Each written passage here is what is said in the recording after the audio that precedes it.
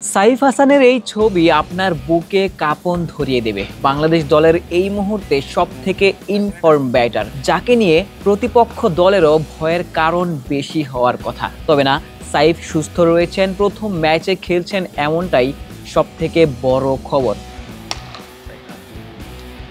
বলছিলাম সাইফ হাসানের কথা।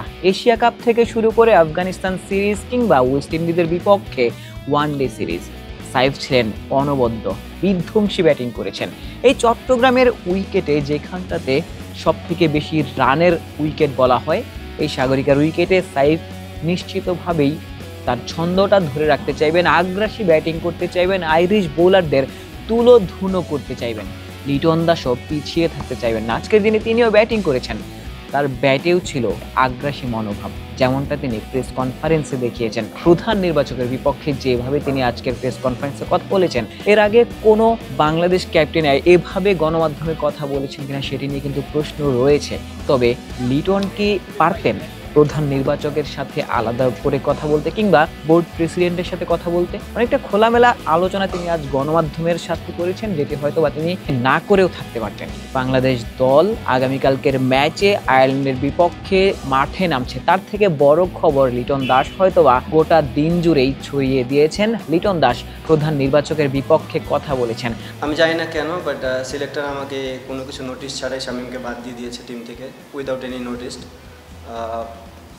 আই থিঙ্ক আমি এতদিন জানতাম যে একটা টিম যখন মানুষ হ্যান্ডেল করে, অ্যাটলিস্ট ক্যাপ্টেন জানে যে কোন প্লেয়ারটা ইন হবে, কোন প্লেয়ারটা আউট হবে। আমার মনে হয় এটা আমাদের ভাবা উচিত। আপনার মাথার যে বুদ্ধিটা এসেছে সেই বুদ্ধিটা যদি আমাদের উপর থেকে আসতো মনে খুব ভালো হতো, বিকজ ইন্টারন্যাশনাল ক্রিকেটে আপনাকে রাইট হ্যান্ড লেফট হ্যান্ড করতেই হবে। দেখা যাক এখন যে প্লেয়ারগুলোই আমাদের টিমে আছে না কিনা তারাই এই মুহূর্তে বেস্ট, এবং আমি বিলিভ করি যে যে কেউ বাংলাদেশ টিমে আসবে তারা বেস্ট হয়ে দেখেই এখানে আসছে, তারা ডেলিভার করার চেষ্টা করবে। আমাকে টোটালি বলা হয়েছে সিলেক্টর প্যানেল থেকে এবং বোর্ড থেকে যে আমাকে যে টিমটা দেওয়া হবে আমাকে সেই টিমটা নিয়ে কাজ করতে হবে। সো আমার কোনো সে থাকবে না যে আমি কোন প্লেয়ারটাকে চাই, কোন প্লেয়ারটাকে না চাই। সো এতদিন জানতাম যে যখন ক্যাপ্টেন হয় মানুষ, তার একটা টিম গোছানোর একটা প্ল্যানিং থাকে, বাট রিসেন্ট কয়েকদিন আগে জানতে পারলাম যে টিমটা আমাকে দেওয়া হবে আমার কাজ হচ্ছে সেই টিমটাকে নিয়ে বেটার কিছু দেওয়া মাঠে। যখন আমার ক্যাপ্টেনশিপ দেওয়া হয়েছিল সেম টিম ধরার পরে বলেছিল আপনি ক্যাপ্টেন, আপনি ক্যাপ্টেনশিপ করবেন 1 বছরের জন্য, সেম এখনও সেম।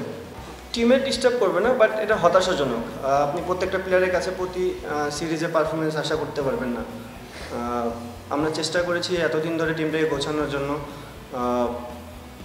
Why not? শামীম কিন্তু একটা সময় ছিল যে 2-3টা সিরিজে খুব ভালো এক্সট্রাঅর্ডিনারি ক্রিকেট খেলেছে, যেটা আমাদের দরকার ছিল।